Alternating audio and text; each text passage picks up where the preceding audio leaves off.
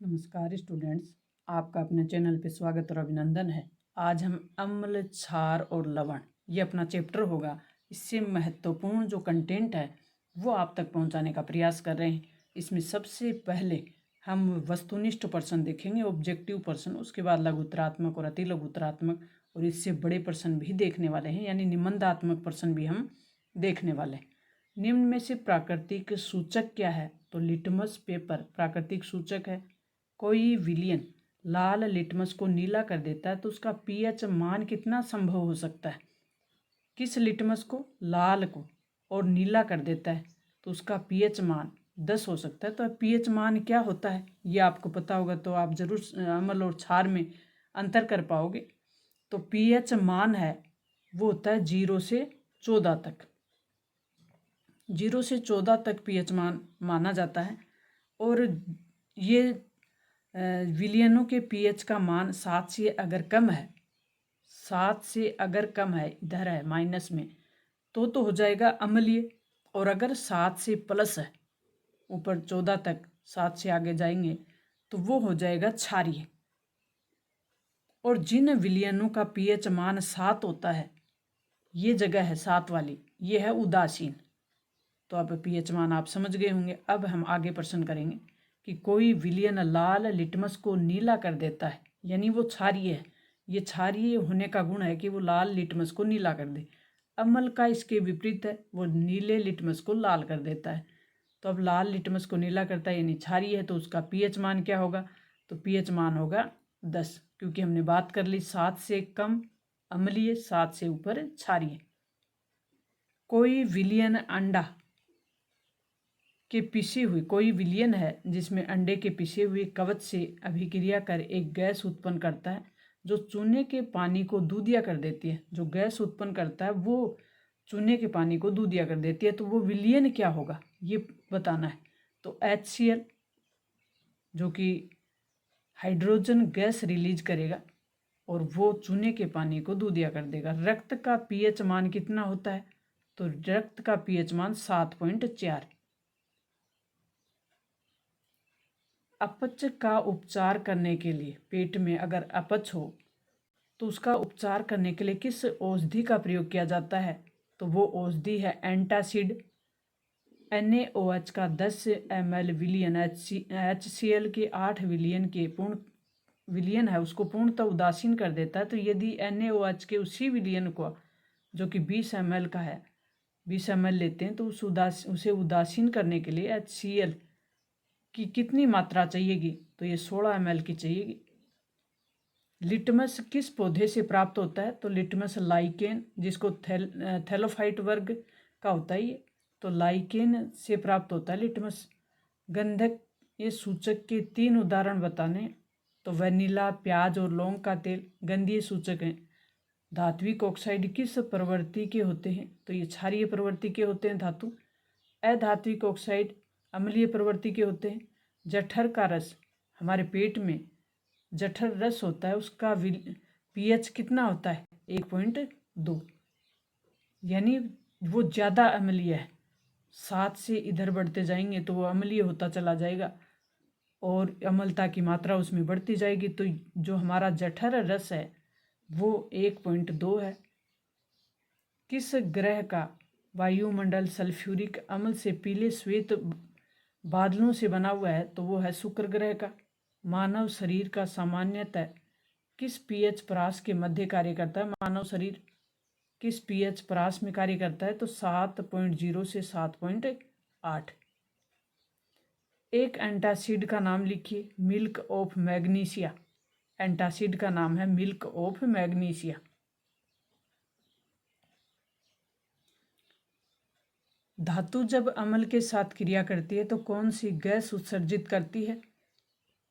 तो धातु hydrogen gas उत्सर्जित करती है। ये चित्र के माध्यम से दिखाया गया है, आप देख सकते हैं यहाँ। मधुमक्खी एवं नेटल के पौधे के डंक में कौन सा अम्ल पाया जाता है? तो वो होता है मेथेनोइक अम्ल। मधुमक्खी हो, नेटल का एक पौधा होता है, तो उससे जो उसका जो डंक लगता है तो एक अम्ल रिलीज होता है, उसका नाम है मेथेनाइक अम्ल। प्लास्टर ऑफ पेरिस का रासायनिक सूत्र क्या है? CaSO4। और आधा अणु है H 1/2 H2O पानी। POP निर्माण की रासायनिक अभिक्रिया क्या है? जब हम मकान भवन निर्माण कराते हैं तो POP करवाते हैं तो उसमें जो रासायनिक अभिक्रिया एक बनती है वो क्या है? CaSO4 2H2O। जब अभिक्रिया करते हैं तो CaSO4 और आधा अणु है H2O का और फिर H2O पानी। नेक्स्ट अपना प्रश्न है POP के दो उपयोग लिखिए। POP का उपयोग क्या है? सजावट सामान और खिलौने बनाने में और टूटी हुई हड्डी पर प्लास्टर चढ़ाने में। यानी दो उपयोग इसके। दो संश्लेषित सूचक हैं उनके नाम लिखने हैं तो मैथिल ऑरेंज और फिनोल्फ्थिन। फिनोल्फ्थिलीन क्षार के साथ क्रिया करने पर कैसा रंग देता है? तो गुलाबी रंग देता है। बेकिंग पाउडर किसे कहते हैं? ये अपने बोर्ड परीक्षा में आए हुए प्रश्न हैं। जैसे ये प्रश्न 2016 में आया हुआ है। खाने का सोडा व टार्टरिक अम्ल के मिश्रण को बेकिंग सोडा कहते हैं NaHCO3। खाने का सोडा का सूत्र है NaHCO3। पेयजल को जीवाणु रहित बनाने के लिए किसका उपयोग किया जाता है? विरंजक चूर्ण का CaOCl2 का। कोई दो प्रबल अम्ल और प्रबल क्षार के नाम लिखिए तो प्रबल अम्ल है HCl और H2SO4। प्रबल क्षार की जब बात करें NaOH और KOH। रासायनिक सूत्र लिखिए। अम्ल क्या होते हैं? अम्ल वे पदार्थ होते हैं जो जल में घुलने के बाद हाइड्रोजन आयन देते हैं H+। और क्षार वे विलयन होते हैं जो OH आयन देते हैं। अब अम्ल H+ आयन देते हैं, हाइड्रोजन आयन देते हैं, वे पदार्थ अम्ल कहलाते हैं। यानी जल में घुलने के बाद ये स्वाद में खट्टे होते हैं और अच्छे और प्रबल विद्युत के चालक भी होते हैं। और ये अम्ल धातु से क्रिया करके हाइड्रोजन गैस मुक्त करते हैं। ये भी इनकी विशेषता है। तो ये भी पूछा जा सकता है कि कौन धातु से क्रिया करके H+ या हाइड्रोजन गैस मुक्त करता है, H2 गैस मुक्त करता है और ये नीले लिटमस को लाल कर देते हैं। ये इनका उदाहरण है। जैसे सल्फ्यूरिक अम्ल हो, नाइट्रिक अम्ल हो, हाइड्रोक्लोरिक अम्ल हो, जो कि हमारे HCl अम्ल हमारे डाइजेशन के साथ काम करता है। वो फार्मिक अम्ल हो चाहे क्षार वे पदार्थ होते हैं जो जलीय विलयन में OH आयन देते हैं और ये स्वाद में कड़वे होते हैं और ये लाल लिटमस को नीला करते हैं, जो हमने पहला ही प्रश्न देखा था। और ये प्रबल विद्युत के सुचालक होते हैं। ये अम्ल से क्रिया करके लवण बनाते हैं। ये भी इनकी विशेषता होती है कि ये अम्ल के साथ क्रिया करते हैं तो लवण बना देते हैं। तो प्रबल अम्ल और क्षार का उदाहरण हमने देख लिया। रासायनिक सूत्र लिखने। विरंजक चूर्ण का CaOCl2, बेकिंग सोडे का NaHCO3, धावन सोडा Na2CO3, 10H2। ये धावन सोडे का सूत्र है। जिप्सम का CaSO4 2H2। मिलान करना है। मिलान करेंगे तो हम सिरके में कौन सा अम्ल पाया जाता है? इमली में, टमाटर में, दही में कौन कौन सा अम्ल पाया जाता है? तो सिरके में जो अम्ल पाया जाता है वो होता है एसिटिक अम्ल। एसिटिक अम्ल 2 नंबर, एसिटिक अम्ल सिरके में पाया जाता है। और इमली में टार्टरिक अम्ल पाया जाता है। इमली में पाया जाने वाला अम्ल टार्टरिक है। टमाटर में पाया जाएगा वो है ऑक्जेलिक अम्ल। टमाटर में ऑक्जेलिक अम्ल। और खट्टा या दही में पाया जाता है वो होता है लैक्टिक अम्ल। खट्टे दही में जो अम्ल पाया जाएगा वो होगा लैक्टिक अम्ल। उदासीनीकरण अभिक्रिया किसे कहते हैं? अम्ल एवं क्षार की अभिक्रिया के फलस्वरूप लवण बनता है और जल प्राप्त होता है। अम्ल और क्षार जब क्रिया करते हैं तो लवण प्राप्त होता है और जल भी मिलता है, तो उसे कहते हैं उदासीनीकरण अभिक्रिया। ये आप देख सकते हैं NaOH और HCl, ये अम्ल है, ये क्षार है। दोनों क्रिया करेंगे तो NaCl नमक मिलेगा, लवण मिलेगा और H2O जल मिल गया। पीतल एवं तांबे के बर्तनों पर दही एवं खट्टे पदार्थ नहीं रखने चाहिए। क्यों?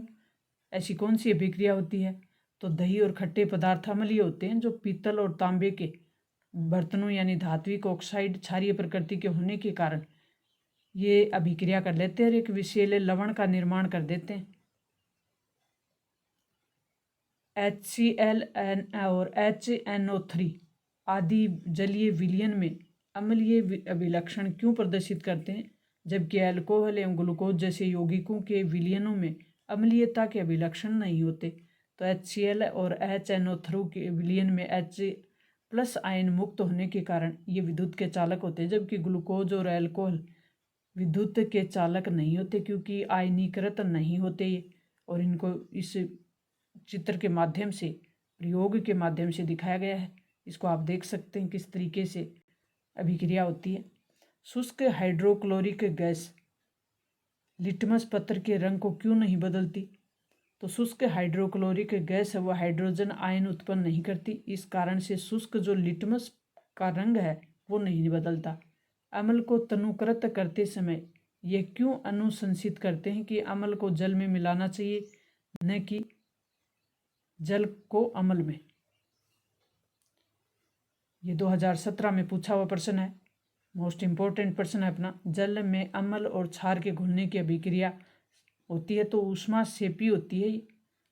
अम्ल को सदैव धीरे धीरे तथा जल को लगातार हिलाते हुए जल में मिलाना चाहिए। सांद्र अम्ल में जल मिलाने से उत्पन्न हुई ऊष्मा के कारण मिश्रण आस्फित होकर बाहर आ सकता है तथा आप जल भी सकते हैं। और साथ ही अत्यधिक स्थानीय तापन के कारण जब उपयोग कर रहे हो, प्रैक्टिकल कर रहे हो, तो कांच का पात्र भी टूट सकता है। इसलिए सदैव अम्ल को तनुकृत करते समय अम्ल को जल में मिलाना चाहिए।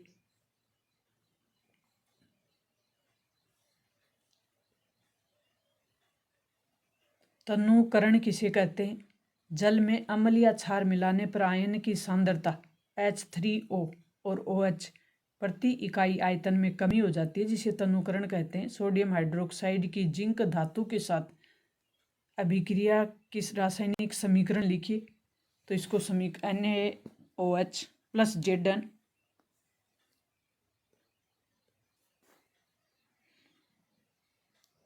2NaOH plus Zn Na2ZnO2 plus H2 sodium zinc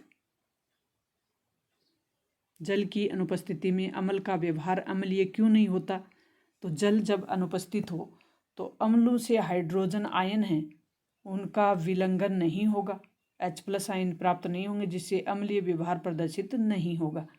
कठोर जल को मृदु बनाने हेतु किस सोडियम यौगिक का उपयोग होता है? सोडियम कार्बोनेट का, Na2CO3 का। क्रिस्टलन का जल किसे कहते हैं? तो लवण के एक सूत्र इकाई में जल के निश्चित अणुओं की संख्या को क्रिस्टलन का जल कहते हैं, यानी CaSO4 H2O। उसमें क्रिस्टलन जो जल है वो उसके 5 अणु हैं।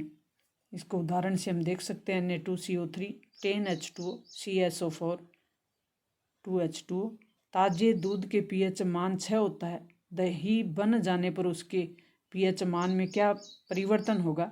जब ताज़ा दूध दही में बदल जाता है तो pH का मान कम हो जाएगा, क्योंकि यही दूध अब अम्लीय हो जाता है। प्लास्टर ऑफ पेरिस को आंद्र रोधी बर्तन में क्यों रखा जाना चाहिए? क्योंकि आंद्रता में जल को अवशोषित कर ठोस पदार्थ जिप्सम बनाता है, जिससे POP के गुण है वो नष्ट हो जाते हैं। विरंजक चूर्ण के निर्माण की विधि, समीकरण और उसके उपयोग लिखिए। तो भुजे हुए चूने CaOH2 पर क्लोरीन की क्रिया कराई जाती है तो विरंजक चूर्ण इस तरीके से प्राप्त होता है। हमें पेयजल को जीवाणु रहित बनाने के लिए वस्त्र धोने में विरंजक चूर्ण का उपयोग किया जाता है। किसी भी पानी से भरे हुए टांके में CaCl2 जो है कि विरंजक चूर्ण डाला जाता है ताकि वो पानी है वो जीवाणु रहित हो जाए। बेकिंग सोडा बनाने की विधि, समीकरण है उसका उपयोग लिखिए। तो सोडियम क्लोराइड मूल पदार्थ के साथ अभिक्रिया करके इस प्रकार से बेकिंग सोडा बनाता है। बेकिंग सोडे का उपयोग देखेंगे, रसोई घर में स्वादिष्ट जो खाना बनता है और पकोड़े बनाए जाते हैं तो उसमें एंटासिड के रूप में, अग्निशमन यंत्र के रूप में बेकिंग सोडे का प्रयोग किया जाता है, एंटासिड के रूप में प्रयोग किया जाता है। और जो पावन रोटी है, पाव रोटी जो बनाते हैं हम, केक बनाते हैं, उसमें भी बेकिंग सोडे का प्रयोग किया जाता है। और इससे CO2 उत्पन्न होती है। धावन सोडा कैसे प्राप्त किया जा सकता है, इसका समीकरण है उपयोग। धावन सोडा सोडियम कार्बोनेट के क्रिस्टलीकरण से धावन सोडा प्राप्त होता है, जिसका समीकरण हम देख सकते हैं। और इससे साबुन, कांच एवं कपड़ा उद्योग में बोरेक्स यौगिक के उत्पादन में भी इसका उपयोग किया जाता है। जल की स्थायी कठोरता दूर करने में भी इसका उपयोग किया जाता है, जो कि 2017 में पूछा है। जल की स्थायी कठोरता दूर करने में क्लोर अभिक्रिया है। क्लोर क्षार प्रक्रिया क्या है समझाइए एवं इसके समीकरण भी देना है, आवश्यक चित्र भी बनाना है। सोडियम क्लोराइड के जलीय विलयन में विद्युत धारा प्रवाहित करने पर यह वियोजित होकर सोडियम हाइड्रोक्साइड उत्पन्न करती है। इस अभिक्रिया को क्लोर क्षार अभिक्रिया कहते हैं और इस प्रक्रिया में निर्मित उत्पाद क्लोरीन एवं सोडियम हाइड्रोक्साइड क्षार होते हैं। क्लोरीन गैस एनोड पर मुक्त होती है एवं कैथोड पर हाइड्रोजन गैस, कैथोड पर NaOH विलयन भी बनता है। इस तरीके से आप इसकी अभिक्रिया देख सकते हैं। pH स्केल को कैसे समझा सकते हैं, pH स्केल की बात हम पहले कर चुके और ये भी मोस्ट इम्पोर्टेंट है। 2016, 15 और 14 में पूछा हुआ प्रश्न है। किसी विलयन में उपस्थित हाइड्रोजन आयन की सांद्रता ज्ञात करने के लिए एक स्केल विकसित किया गया जिसे pH स्केल कहा जाता है। pH स्केल में P पर एक साथ जर्मन शब्द है जिसका अर्थ है कि pH स्केल से सामान्यतः 0 से 14 तक अंकित होता है। pH ज्ञात कर सकते हैं। हाइड्रोनियम आयन की सांद्रता जितनी अधिक होगी उसका pH मान उतना कम होगा। किसी भी उदासीन विलयन का pH मान 7 होता है और यदि pH स्केल में किसी विलयन का मान 7 से कम हो तो वह अम्लीय बनता जाता है और pH मान 7 से अधिक हो तो वो क्षारीय हो जाएगा।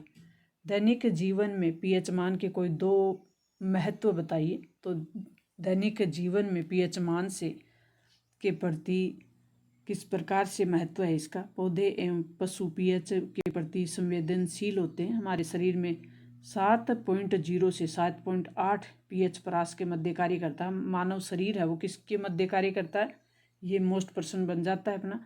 7.0 से 7.8 के मध्य। वर्षा जल की pH का मान 5.6 से कम होता है तो वह अम्लीय वर्षा कहलाती है। अम्ल वर्षा में जल जब नदी में प्रवाहित होता है तो नदी के जलीय जीव की उत्तरजीविता है वो कठिन हो जाती है, यानी जो मछलियां हैं, जीव हैं, वो मर सकते हैं ज़्यादा अम्लीय होने से। पौधों तथा जीवों द्वारा उत्पन्न रसायनों से आत्मरक्षा, मधुमक्खी का डंक एवं नेटल पदार्थ डंक का एक अम्ल छोड़ते हैं और जिसे दर्द एवं जलन का अनुभव होता है। डंक मारे गए अंक में बेकिंग सोडा दुर्बल क्षारक के उपयोग से आराम मिल जाता है। किसका उपयोग करने से, बेकिंग सोडे का। हमारे पाचन तंत्र एवं pH के मध्य क्या संबंध है, तो हमारा उदर है वो हाइड्रोक्लोरिक अम्ल उत्पन्न करता है। ये उदर को हानि पहुंचाए बिना भोजन के पाचन में सहायक होता है।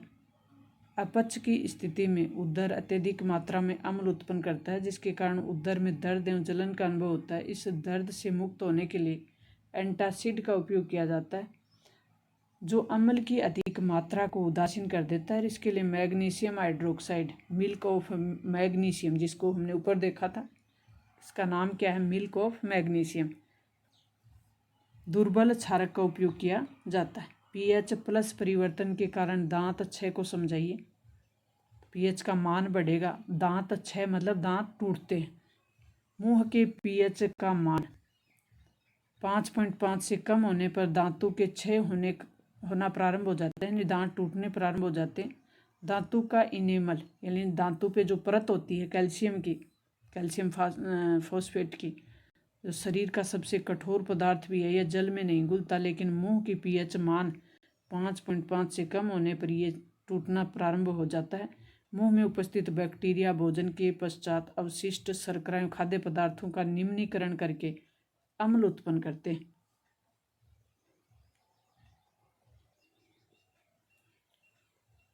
भोजन के बाद मुंह साफ करने से इससे बचाव किया जा सकता है। मुंह की सफाई के लिए क्षारीय दंतमंजन का उपयोग करने से अम्ल की अधिक मात्रा को उदासीन किया जा सकता है जिसके परिणाम स्वरूप दांत टूटने बंद हो जाएंगे। धातु कार्बोनेट अम्ल के साथ अभिक्रिया करके कौन सी गैस उत्पन्न करते हैं, रासायनिक सूत्र लिखिए। तो यहाँ पर देख सकते हैं कौन सी गैस निकली है यहाँ CO2, Na2CO3 प्लस 2HCl, तो NaCl और H2O पानी और CO2। इस प्रकार से हमें उत्पाद प्राप्त हुए धातु के साथ यानी धातु कार्बोनेट अम्ल के साथ अभिक्रिया करके। ये प्राकृतिक स्रोत हैं और RBSc में 2014 और 17 में पूछे हुए प्रश्न हैं। सिरका में कौन सा अम्ल होता है? ऊपर हमने देखा था, संतरा में और इमली में और टमाटर में। तो इनको आप मिला सकते हैं। इनकी प्राकृतिक स्रोत क्या हैं? जैसे खट्टा दूध है तो उसमें कौन सा अम्ल है? नींबू में कौन सा अम्ल है? और चिट्टी का डंक है उसमें कौन सा अम्ल है? नेटल का डंक है उसमें कौन सा अम्ल है? तो बाकी को तो हम देख चुके। अब नींबू का देख लेते हैं। नींबू में सिट्रिक अम्ल और चिट्टी के डंक में मैथेनोइक अम्ल और नेटल के डंक में मैथेनोइक अम्ल। नेक्स्ट और महत्वपूर्ण अपना जो टॉपिक होगा वो होगा धातु और अधातु। तब तक अपने परीक्षा एग्जाम की तैयारी को बेहतर करें, अपने सपनों को और अपने पेरेंट्स के सपनों को साकार करें, 80 में से 80 लाने का प्रयास करें। मिलते हैं नेक्स्ट और महत्वपूर्ण वीडियो के साथ। तब तक थैंक्स।